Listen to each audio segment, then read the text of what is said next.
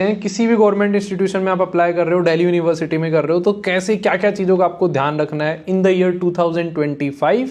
ठीक है, सो ये एक मेरे पास ओबीसी सर्टिफिकेट है। सबसे पहले बच्चे क्या देखते हैं कि भैया ऊपर तो हमारे स्टेट का नाम लिखा हुआ है, जैसे इसमें गवर्नमेंट ऑफ आसाम लिखा हुआ है, आपके में बिहार, यूपी, हरियाणा, पंजाब, राजस्थान, कुछ भी लिखा हो सकता है, भैया इस स्टेट की सर्टिफिकेट हो गई हमारी।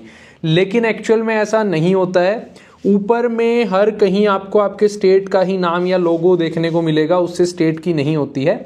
स्टेट और सेंटर पहचानने के लिए आपको यहाँ पे एक लाइन लिखी हुई है, हिंदी में भी हो सकती है, इंग्लिश में भी लिखी हो सकती है ये लाइन आपकी सर्टिफिकेट के ऊपर।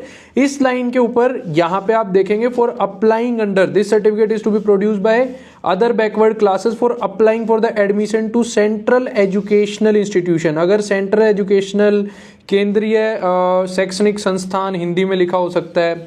Appointment to post under the government of India, यहाँ पे अगर ये लिखा हुआ है कि भारत सरकार में आवेदन करने के लिए, या फिर for applying under the government of India लिखा हुआ है, यहाँ से स्टेट और सेंटर का पहली बात तो आपका सर्टिफिकेट का पता चलता है। ये चीज़ आपको ध्यान से देखना है।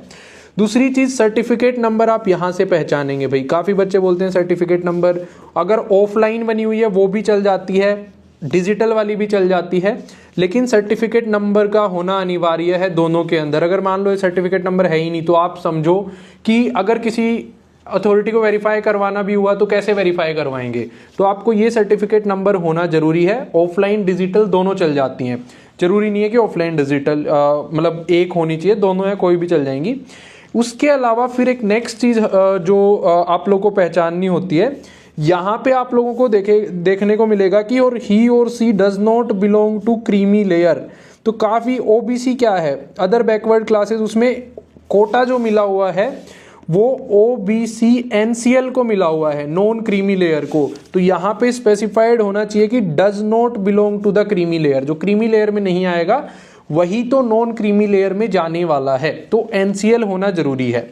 अब अगर आप 2025 में अप्लाई कर रहे हो तो डेट का आपको ये ध्यान रखना है कि डेट जो होनी चाहिए वो 31 मार्च 2025 के बाद की होनी चाहिए, 31 मार्च 2025 के बाद की होनी चाहिए। अगर 30 मार्च का भी बना हुआ है तो नहीं चलेगा, 2025 का भी बना हुआ है तो भी नहीं चलेगा, क्योंकि 31 मार्च को हमारा न्यू फाइनेंशियल ईयर जो है वो लागू होता है, और फाइनेंशियल ईयर लागू होने के बाद सर्टिफिकेट फिर से बनवाना पड़ता है। भले ही आपने 2 दिन, 5 दिन, 10 दिन पहले बनवाया, बन जाएगा, दोबारा बन जाता है। काफ़ी बच्चे पूछते हैं कि सर 1 महीने पहले बनवाया था, अब दोबारा बनेगा या नहीं बनेगा।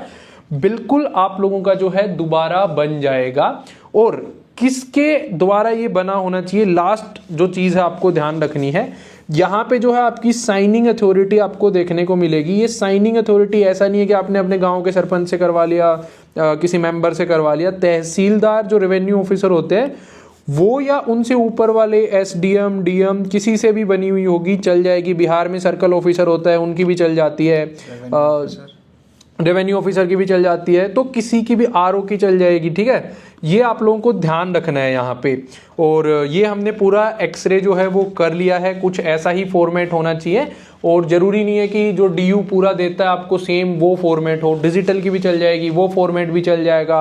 उसके अलावा अगर हाथ से बनी हुई है वो भी चल जाएगी। सर्टिफिकेट नंबर ध्यान रखना है, ये वाली लाइन लिखी हुई है कि सेंटर के लिए है या नहीं है वो होना जरूरी है। डेट देखना है, नॉन क्रीमी लेयर देखना है, और साइन किसके हैं वो देखना है आपको। And here it is, we have explained everything. अगर हेल्पफुल लगी हो तो प्लीज लाइक कीजिएगा, साथ ही साथ अपने दोस्तों के साथ भी शेयर कर दो। और डीयू बडी जो कि एक दिल्ली यूनिवर्सिटी द्वारा ऑफिशियल बैक्ड स्टार्टअप है, यहाँ पे सिर्फ और सिर्फ काम की बातें मिलेंगी। चैनल को सब्सक्राइब कर लो। थैंक